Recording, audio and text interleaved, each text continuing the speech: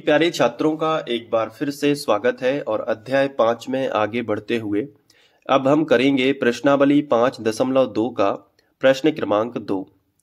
प्रश्न 2 में दिया गया है कि निम्नलिखित में सही उत्तर चुनिए और उसका औचित्य दीजिए। तो पहला सही विकल्प है, 4 ऑप्शन वाला सवाल है ये, कि आपको एपी दी जाएगी, मतलब आपको एक समांतर श्रेणी दी जाएगी जो कि है 10, 7, 4 और इसका हमें 30वां पद निकालना है। कैसे करोगे? काफी आसान है। सबसे पहले 30वां पद क्या होता है? देखो, पहला पद A1 होता है, दूसरा पद A2 होता है, तीसरा पद A3 होता है, उसी तरीके से 30वां पद A30 होता है।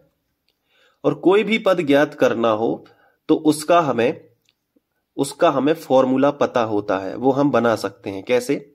जैसे 30वां पद है तो A तो रहेगा और जो भी पद है उसमें एक घटा के डी लिखेंगे, यानी 29D हो जाएगा।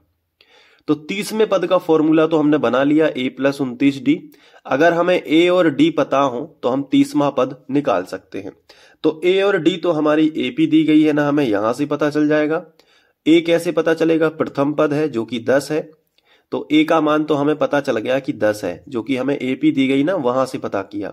D का मान भी पता कर लेंगे। कैसे पता चलेगा D का मान? दूसरे नंबर के पद में से पहले नंबर का पद घटा दो, यानी कि 7 में से घटाना है 10, तो ये -3 आ गया। चलो रख दो यहाँ पे, 30वें पद ज्ञात करना है तो A का मान कितना है? 10, तो A की जगह पे 10 रख दो प्लस 29 और D की जगह पे कितना रख दो? -3। ठीक है, तो 10 ज्यों का त्यों, प्लस माइनस का माइनस और 3 नाम 27 की 7 हासिल आ जाएगी 2 और 3 दूनी 6, 6 और 2 8, माइनस का 87 में से ये प्लस का 10 चला जाएगा तो माइनस का 77 उत्तर आएगा। क्या ऑप्शन में है कहीं? ये है, तो सी नंबर का सही हो जाएगा। इतना सरल सवाल है, समझ गए ना? तो सवाल करने की क्या स्ट्रेटजी रहेगी?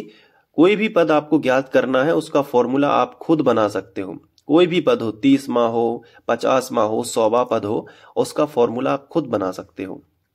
अब जैसे यहां पे 11वां पद पूछा है तो अब आप इसको तो खुद ही कर लोगे ना। 11वां पद पूछा है यानी कि A11 पूछा है, तो A11 का फॉर्मूला क्या होगा बताओ? A + 10D। बिल्कुल सही बात है, A + 10D। ये हो जाएगा 11वें पद का फॉर्मूला। कैसे पता चला? कोई भी पद ज्ञात करना हो उसका A तो फिक्स रहता है और जो भी पद ज्ञात करना है उसमें एक घटा के D चिपका दो, यानी A + 10D। अब आप ये बताओ कि इसमें A का मान कितना है? -3, प्रथम पद, तो A की जगह पे -3 रख दो प्लस 10 और D का मान यानी सार्वंतर कितना है? कितने का अंतर है ये कैसे पता चलेगा? दूसरे नंबर के पद में से पहले नंबर का पद घटा दो। दूसरे नंबर का पद है -1/2, उसमें से घटाना क्या है? -3। अब इसको सॉल्व कर लो, D मिल जाएगा।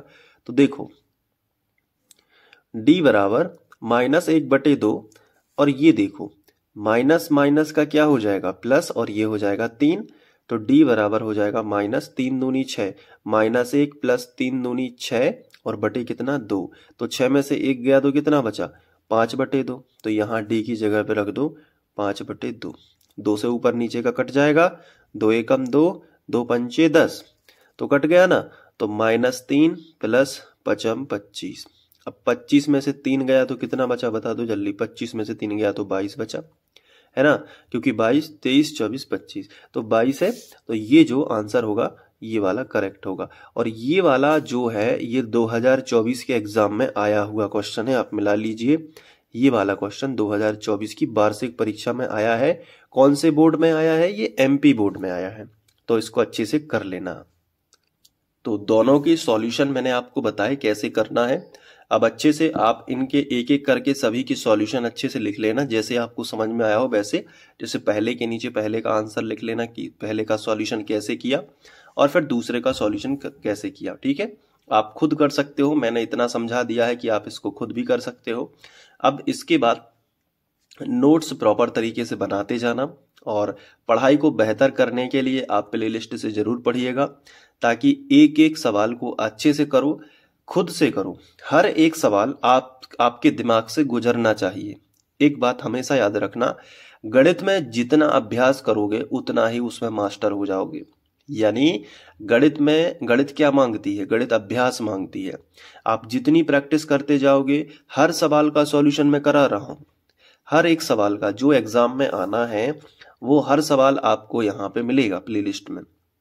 बस आपको क्या करना है, 5 से 8 मिनट 10 मिनट का सवाल होता है, एक बार समझ लिया, उसके बाद मोबाइल को पॉज किया, वीडियो को पॉज किया, और उसके बाद रजिस्टर कॉपी पेन उठाया और फिर से उसी समझने के आधार पे करने की कोशिश की। बन गया, उसको एक बार और कर लिया, बन गया, ठीक है। अब उसके बाद उसको फेयर रजिस्टर में लिख लिया, नोट्स बना लिया। अब नोट्स बनाने में यदि आलस आ रहा है, कोई बात नहीं, मत बनाओ, पीडीएफ नोट्स है, मैंने खुद लिखे हुए नोट्स है मेरे पास हैंड रिटन, वो ले लो। अब वो कैसे मिलेंगे? उसके लिए आपको जो है डिस्क्रिप्शन में एक व्हाट्सएप नंबर दिया गया है, उस पर आप मैसेज करोगे कि सर मुझे नोट्स चाहिए, और तो आपको गणित और विज्ञान दोनों के नोट्स मिल जाएंगे। तो वो भी आप उससे भी कर सकते हो, और लेकिन खुद से नोट्स बनाओगे तो वो ज्यादा बेटर रहेगा, ठीक है। लेकिन किसी कारण से कई बच्चे नहीं बना पाते, लेट हो जाते हैं, कुछ भी है, और उनके पास टाइम नहीं रहता, तो उनके लिए बेटर काम करते हैं नोट्स, ठीक है। अच्छी राइटिंग में मिल जाएंगे आपको नोट्स। बाकी पढ़ाई को अच्छे से करना है, इस साल टॉपर बनने की एक उम्मीद है, तो आपको हर एक चीज पे नहीं जाना है, बल्कि एक चीज को पकड़ के उस पर फोकस करना है, उस पर पूरा ध्यान लगा देना है। आपके जैसे 5 से 6 सब्जेक्ट हैं, जितने भी सब्जेक्ट हों आपके, मुझे नहीं पता आपके बोर्ड में कितने सब्जेक्ट हैं, बट मैं आपसे कहना चाहूंगा कि आपके जितने भी सब्जेक्ट हैं पर्याप्त समय सभी को देना है, शुरू से समय देना है। अभी से पढ़ोगे तब जाके आपके नंबर अच्छे आएंगे।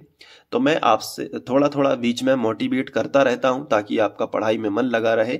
बाकी भटक तो सारी दुनिया रही है, लेकिन आपको अगर कुछ अधिकारी बनना है, कोई अफसर बनना है, तो अच्छे से पढ़ना होगा, ना किसी नकल का चक्कर, ना कोई वायरल पेपर का चक्कर।